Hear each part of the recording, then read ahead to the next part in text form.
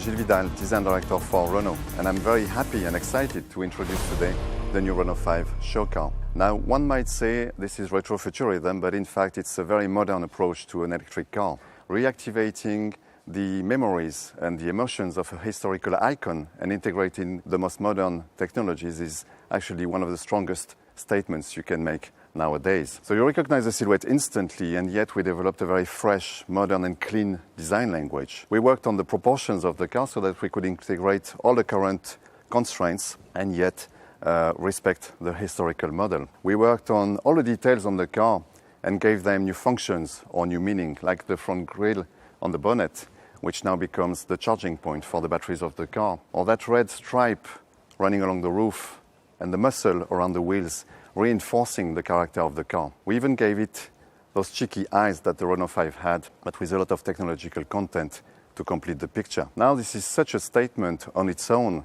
that it doesn't especially represent the next steps of the Renault design evolution. That will be a story for another day. But meanwhile, please enjoy this one because we will make it.